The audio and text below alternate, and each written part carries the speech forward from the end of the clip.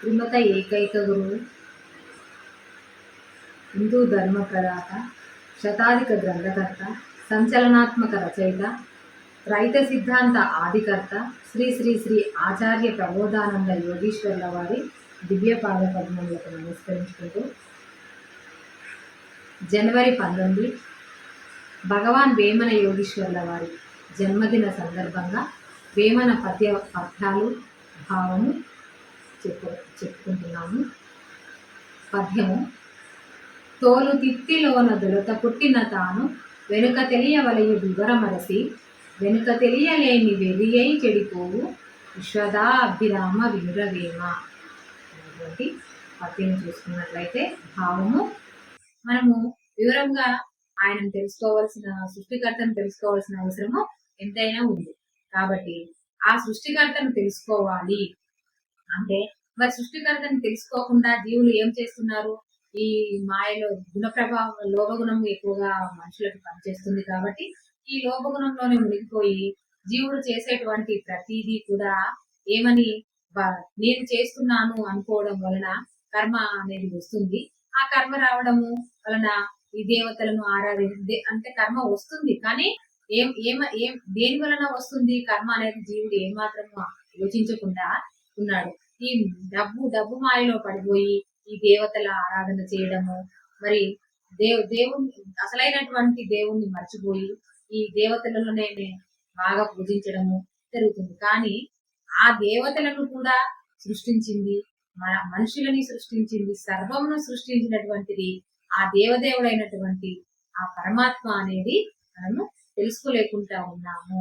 అందుకని అలా తెలుసుకున్నట్లయితే మనకు ఎన్నో అంటే జ్ఞానం చేత మనకు ఎన్నో కర్మలను కూడా కాల్చుకోవడం జరుగుతుంది. అయితే ఆ విధముగా తెలుసుకోవాల్సిన అవసరము జీవులకు ఎంతైనా ఉందని మనకు తెలియజేస్తూ, తెలియలేకుండా మరి వెర్రివాడై అంటే ఆ పశువుల వలె అడుగుతున్నాడు. మరి ఎంతైనా తెలుసుకోవాల్సిన అవసరం ఉంది కాబట్టి ఆత్మజ్ఞానం తెలుసుకోలేక ఉన్నాడు జీవుడు. మరి ఆత్మజ్ఞానం తెలుసుకోకుండా వెర్రి అయి ఉన్నాడు.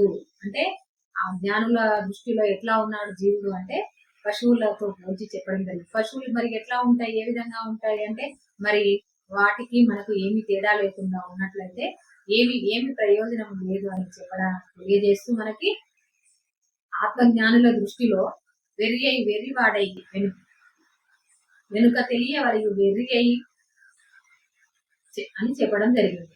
ఆ విధంగా విశ్వద అంటే విశ్వమంతా వ్యాపించినటువంటి పరమాత్మ అని, అభిరామ అంటే గొప్పదైనటువంటి ఆత్మ అని, వినురవేమ అంటే జీవాత్మ వినుము అనేసి ఈ పద్య మొదట భావంలో తెలియజేయడం జరిగింది.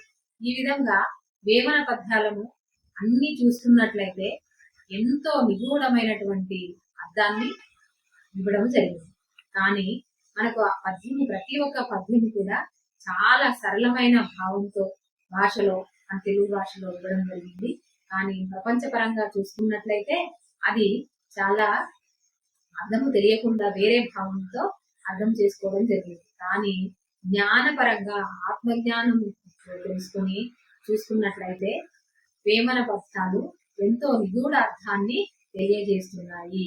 అవి కూడా మన జ్ఞానపరంగా త్రైత సిద్ధాంత జ్ఞానము ద్వారా నిగూఢ తత్వార్థ బోధిని అనే గ్రంథంలో నుంచి మనకు 110 పద్యములు చాలా గొప్ప భావమును అందజేయడం జరిగింది. కాబట్టి అందరూ కూడా ఈ నిగూఢ తత్వార్థిని అనే గ్రంథం చదవగలరని తెలియజేస్తూ, ఇంతటి అవకాశాన్ని ఇచ్చినటువంటి శ్రీ స్వామి వారి పాద పద్మములకు శతకోటి వందనములు తెలియజేస్తున్నాము. శ్రీ కృష్ణం వందే జగద్గురు. అందరికీ నమస్కారం.